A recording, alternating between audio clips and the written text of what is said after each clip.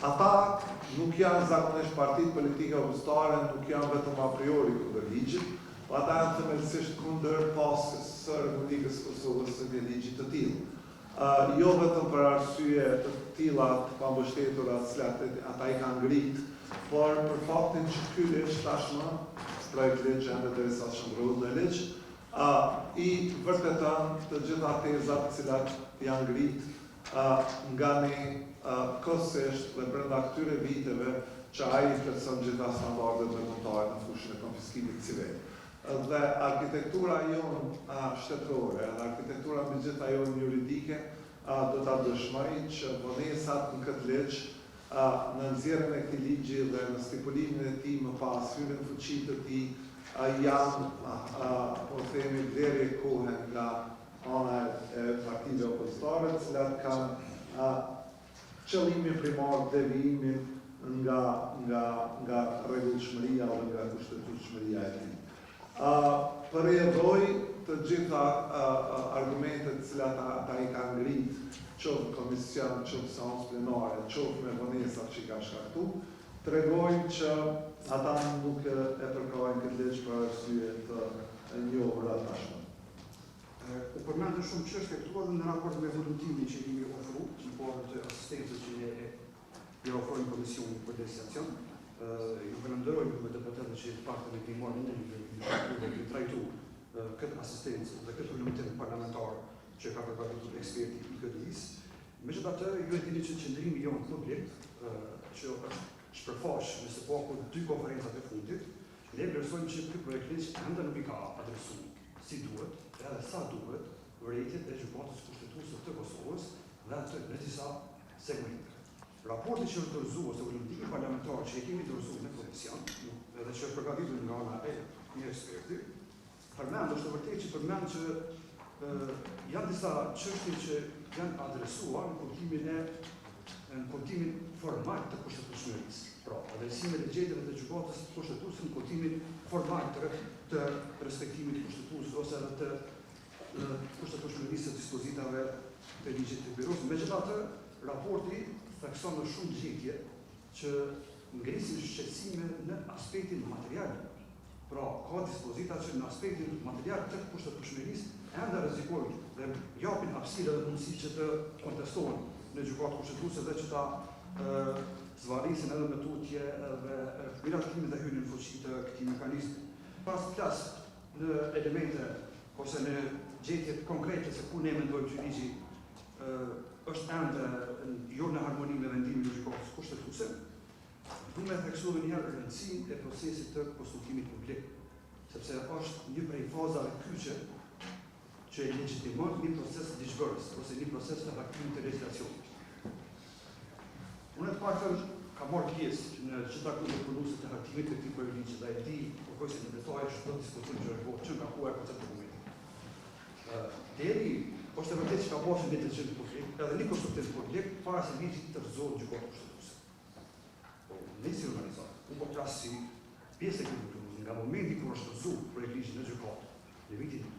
2024, unë të paktën nuk kam ftesë dhe nuk di që është mbajtur një dëshim i hapur, një konsultim i hapur publik me gjithë aktérët që kanë qenë pjesë aty në grupus. Ka kaluar e kohë dhe çdo fakti që ligji përsëri është kontestuar në gjykatë kushtetuese dhe është rrezuar në aspektin procedural dhe nga ai moment përsëri në qeveri nuk ka pasur konsultim publik. Pra vetë qeveria unë mendoj që ka shkruar rregullorin e punës së saj, sepse nuk e ka shpërfil një pjesë ligjore që e përcakton vetë rregullori i punës së qeverisë. Ligji është rrezuar në tërësi, që i vjen është kthyer pikën zero. Dhe këtë procedura do të interferonte nga zero, sipas vlerësimit të. Sidoqoftë, edhe dia kemi përmendur që edhe ky proces që sot po bëhet, ne vlerësojmë që është kundërshtim me rregullorin e punës së saj, sepse nuk janë përcaktuar afatet kohore të mjaftueshme që i përcakton vetë rregullori i punës së saj. Por duhet pritur spaku 5 ditë nga momenti i influencës që do ketë që në shkollë të kenë kur të arsyeshme që të ofrojnë komente cilësore përmbajtësore në përmirësimin e këtij ligji. Ligji nuk menaxhohet, por në kuptimin efektiv a do të kemi bëro të funksionalizuar. Unë besoj që jo, sepse ky projekt ligj ka dispozita që e implikon raportin e Parlamentit të Kosovës ose aktivitetin e Parlamentit të Kosovës në funksionalizimin e kësaj bëroje. Dhe që përfshin hapat e themelimit të byros duke zgjedhur edhe raportin, në fakt edhe Komisionin Mbikëqyrës, por duke zgjedhur edhe drejtorin e kësaj byroje. Ju e patë fjalimin në dy pjesë, për pjesën e parë të ti nuk djeva malë, sinqerisht për kolegët nga opozita, sepse i zëvendësuat densisht, ndërkohë që më rëndësish me sësa forma dhe formalitetet eksesive të cilat ju pretendoni se ndikojnë në mbarvajtjen e ligjit, besoj që është përbajtja e tij, ndërkohë që për pjesën e dytë me shumë dashamirësi u dëgjova dhe besoj që secila shkron dhe secili adresim në raportin e ju, cilin dhe ne kam lexuar me shumë vëmendje, besoj që do të trajtohet nga dhe komisionin pas edhe nga mandamentet plotësuese. Për te nga kërkesave që ne i kemi këto potencialisht gjithmonë 6 vite të fundit të programit, sepse nuk dihet çka do të ndodhë, besoj që arsyeshmërisht Komisioni përmbush standardet e veta për sanës dëgjimore, ndërkohë që palët tjera, siç e thash në krye njerëz të fillim të kësaj lidhje, për mosmërismarrjen e tyre kanë justifikime krejtësisht subversive, në asnjë edhe thonë justifikime të vlefshme ligjore, sepse mosmërismarrja e tyre e legjitimon kauzën e tjetër kujt, por jo të tyre. Në anën tjetër, ky projekt nëpërmjet procedurës civile synon të zhurmoj pasurinë. Natyrisht nuk e pengon procedurën penale eventuale për këshillim të detyrës në një procedurë tjetër dhe në një bazë tjetër ligjore, por e ka le të themi një fokus të qartë që të verifikoj pasurinë e pajustifikueshme të zyrtarëve të lartë dhe pasuria që nuk mund të justifikohet të konfiskohet dhe të kthehet shtetit. Projekt ligji për bindjen time ka pasur ose i nështruar një diskutimi të gjatë publik, politik, por të thoya edhe profesional, përveç diskutimeve të gjëra të zhvilluara në kuvend, në komisione, në legislaturin e tetë, në media apo ashtu në forume të ndryshme, e studimeve të ndryshme që janë bërë nga organizata të ndryshme për këtë projekt ligj. Ky projekt ligj është nështruar dhe vlerësimit të Komisionit të Venecias, ne kemi dy opinione përmbajtësore dhe të tretin si konfirmim të adresimit të rekomandimeve, sigurisht që është trajtuar edhe atë gjykata kushtetuese në dy procedura, në rastin e parë natyrisht që është më e rëndësishëm në kuptimin meritor dhe përmbajtësor të fjalës. Gjykata kushtetuese në atë kohë kishte identifikuar 4 elemente ose 4 le të themi aspekte të këtij projekti ligji që nuk janë në përputhje me kushtetutën, ndërkohë që kishte validuar le të themi shumë prej aspekteve të tjera të cilat ishin kontestuar në gjykatën kushtetuese, nga koncepti i konfiskimit tek garancitë në procedurë tek le të themi elemente të tjera, por e kishte shfuqizuar le të themi duke komplet projektin për shkak se gjetjet që kishte identifikuar gjykata kushtetuese ishin të atilla që nuk mund të themelohet thjesht byroja, sepse aspektet kryesore përveç zhvillimtarisë natyrisht dhe elementit të retroaktivitetit në kuptimin e kufizimit kohor për sa i përket ruajtjes të dhënave nga institucione tjera relevante, kishte të bënte natyrisht me përbërjen e Komisionit Mbikëqyrës, e që ishte esenciale për ta themeluar. Nuk mund të themelohet dhe dot byroja nëse komisioni në përbërjen që ishte parapar nuk ishte gjetur në përputhje me kushtetutën. Tash me thënë drejtën, përbërja e komisionit në versionin e parë garantonte më shumë pavarësi, sepse kishte në përbërje një gjyqtar të gjykatës së Kosovës, kishte avokatin e popullit, kishte drejtorin e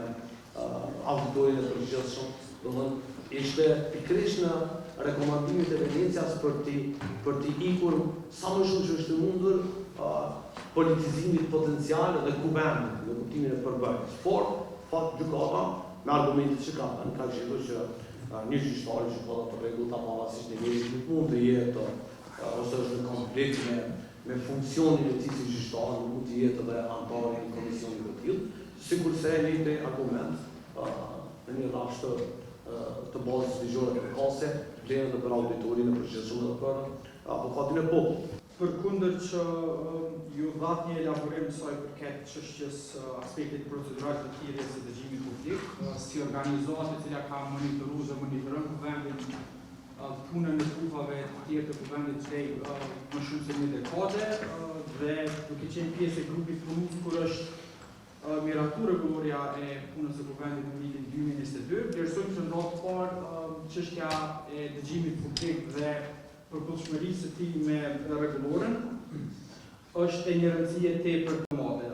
Pikë së pari dua ta potencoj që KDI ka qenë pjesë e të gjitha grupeve punuese dhe organizimeve tjera sa i përket projektit të byros, meqense besojmë fuqimisht që themelimi i byros dhe vënia në funksion e mekanizmit të konfiskimit civil është tepër e rëndësishme për shkak të dështimeve që u përmendën edhe më herët, dhe për këtë arsye në fakt edhe ne besojmë që ky projekt do të hyjë në fuqi sa më parë, vetëse shkeljet eventuale procedurale të cilat mund ta zvarrisin edhe më tutje hyrjen në fuqi të ligjit në rast të kontestimeve eventuale shkojnë në kundërshtim të plotë me vetë idenë e miratimit më të shpejtë. Sa i përket njëri 38 paragrafit 7 rregullores, në fakt ai nuk është një mekanizëm të thjesht formal. Ideja pse ekziston paragrafi 7, pra nevoja për pasur 5 ditë hapësirë fillore, ka të bëjë pikërisht me përgatitjen e palëve për me dhënë kontributin përkatës. Është e vërtetë që është prej ligjeve më të diskutuara, por prapë se prapë korniza ligjore e fuqia obligon në radhë parë qeverinë, e që meqense nuk është bën qeveri,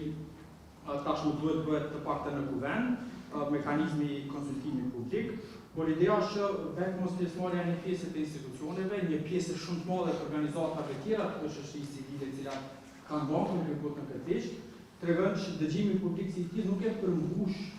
vetë idenë e qëllimin e tij, që është përfshirja sa më e madhe kulturore substanciale e aktorëve përkatës. Përkundër kësaj, meqense kemi qenë përfshirë dhe kemi qenë të organizatave që ka ofruar edhe asistencë dhe kontribut për organizimin e një dëgjimi publik, me letra të cilat kemi dërguar gjatë javës, cilat për fat keq dje janë marrë edhe si ndërhyrje në punën me deputetëve nga anëtarët e komisionit. Besojmë që dëgjimi publik i sotëm mundon se duket më shumë formalitet, duhet pasohet nga dëgjim publik përmbajtësor siç e përcakton rregulloria e punës së kuvendit, në mënyrë që gjitha palët përfshin neve, institucione dhe organizata tjera apo ekspertë që mund të kontribuojnë, të kenë mundësi të ofrojnë kontributin e tyre në mënyrë që çështjet e projektit cilat ende kërkojnë trajtim, meqense nuk janë adresuar plotësisht gjitha vrejtjet e argumentimit të gjykatës kushtetuese, duhet të merren parasysh në mënyrë që ky projekt të miratohet në përmbajtje e cila garanton në radhë parë zbatueshmërinë e tij në praktikë, dhe së dyti e më e rëndësishmja që të mos hyjmë në një cikël tjetër të zvarritjes dhe kontestimeve kushtetuese të tij, qoftë në gjykatën kushtetuese, për shkak se pajtohem që ky projekt në fakt është dashur të fuqi shumë më herët dhe që si i tillë me probleme e mangësi të tilla procedurale rrezikon që të shndrohet prapë në një mollë sherrri dhe ty në ciklin vicios të kontestimeve të zvarritjeve të shkallës. Faleminderit.